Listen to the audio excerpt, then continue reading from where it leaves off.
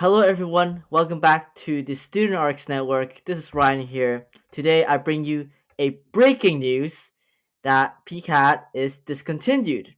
Well, this is not really that much breaking per se because this was announced in early December of 2022, and as of recording time is now January. And since we just start publishing in January, I wasn't able to bring you this news as soon as possible, right? But per announcements made by both Pearson, the testing host, as well as AACP, the final PCAT testing cycle will be offered during 2023 to 2024 next administration cycle on these following dates on screen. And there will be no more PCAT testing dates will be offered during the 2024 to 2025 admission cycles and or beyond. This change will not affect current applicants who have taken or plan to take PCAT in the 2022 to 2023 current cycle. And last but not least, all official transcripts and personal score records can be still accessible until February of 2026. With this announcement in mind, let's look at why PCAT was discontinued, or what school actually considers PCAT at first, right?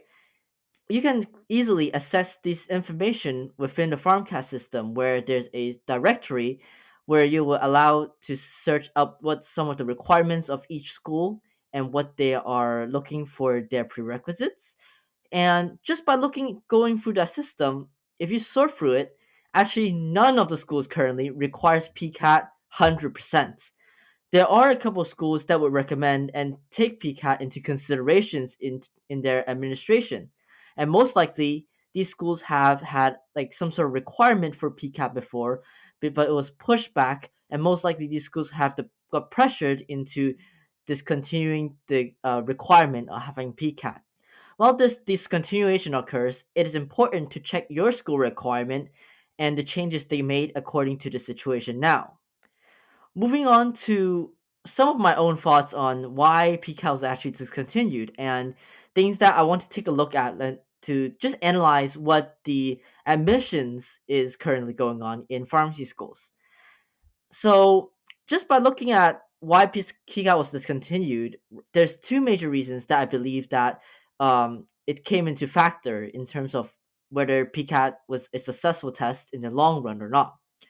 So first of all, let's take a look at what PCAST actually tests you on. It tests you on subjects of biology, chemistry, reading, and quantitative. Also basically is math. Just by looking at those subjects and compared to similar tests such as MCAT, the one you study for medical schools, where they include a more diverse subject types, including biological and biochemical foundations of living systems. So that basically covers your biology, your chemical and physical foundation of biological systems, which includes again chemistry, physics, and biology. So all three cores of science involved. There's psychological, social, and biological functions of behavior. So that includes a little bit more of psychology, sociology, and things like that. And last but not least, there's the same thing as of writing and reasoning. Just by reading from what those are about, right? MCAT looks like a better evaluation of a student's ability to become a future healthcare provider just because of that extensiveness of the test and the questions itself and the subject that really would help you determine whether one is qualified to become a healthcare provider in the future. And obviously, I would say that PCAT is absolutely like useless or something because it still established that basis of, you need to have a basis understanding of biology and chemistry, that which is very important subjects when you move on to pharmacy school, when you're going into classes such as, anatomy or pharmacology, right?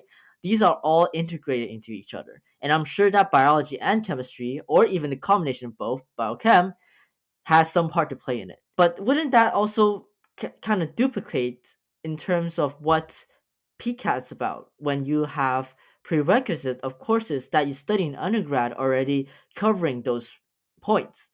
Obviously, you still have the possibility of, let's just say that you got a very good grade in one of the classes just by because how the professor runs the course or just by how the grading system works, right? Maybe you might not have a best understanding of that same course, yet you have got an A in that course. Let's just say that applies to a lot of us, I think, coming from larger universities. And that leads to the second point that I'm trying to make is that why are schools starting to not require PCAT? I think one of the major reasons why schools start to not require PCAT is that it does not represent the quality of students that they're receiving, right? Most schools go through a holistic review in terms of their admissions and looking into the different perspective of an individual, such as your interview, your communicating skills, your professionalism skills. Grades are already well defined within again your GPA or the grades you receive for each individualized prerequisite courses. One of the major flaws that I believe Pika has is that one could be good at testing, but not so good at communicating or different other aspects that you should be evaluated to become a candidate for a doctor of pharmacy degree. They might have a really good understanding of how to test because testing is a skill. And you'll be able to train so much for the PCAT while you actually don't really understand the knowledge behind it. You just kind of memorize it. And that's not what pharmacy is about because being a future healthcare provider, you need to be able to integrate the knowledge you have learned throughout, either pharmacy school, right?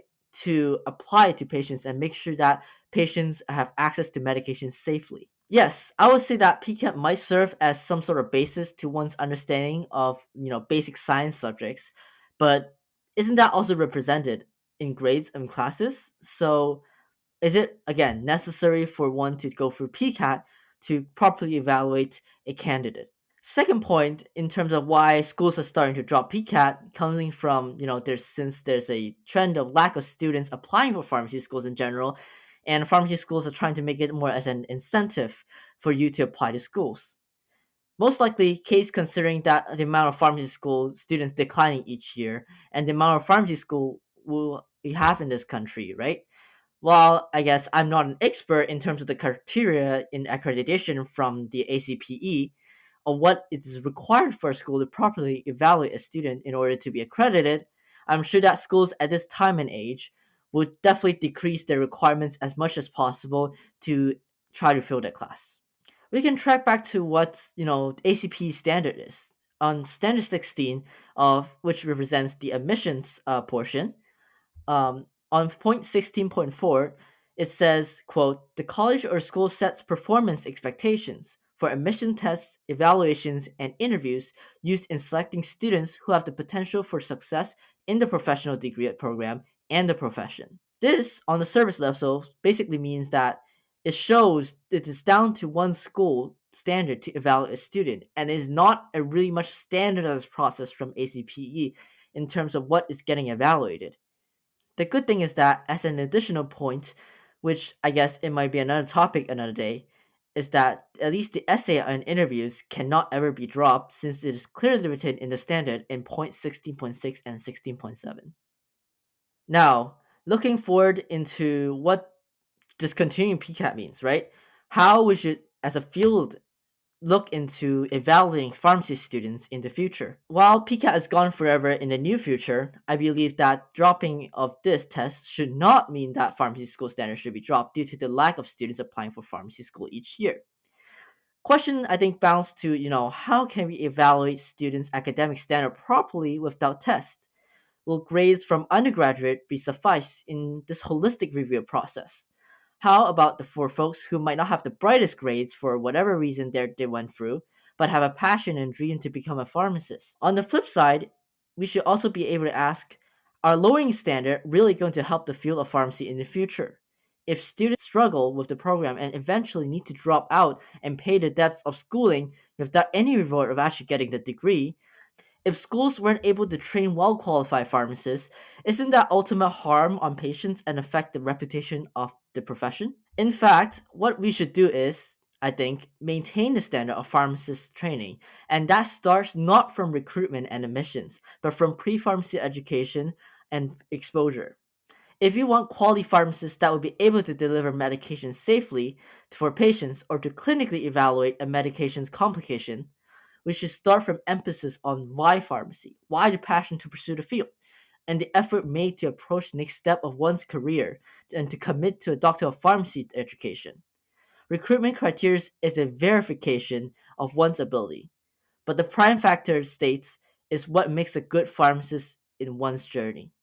So that is my full reaction of the news that PCAT got discontinued.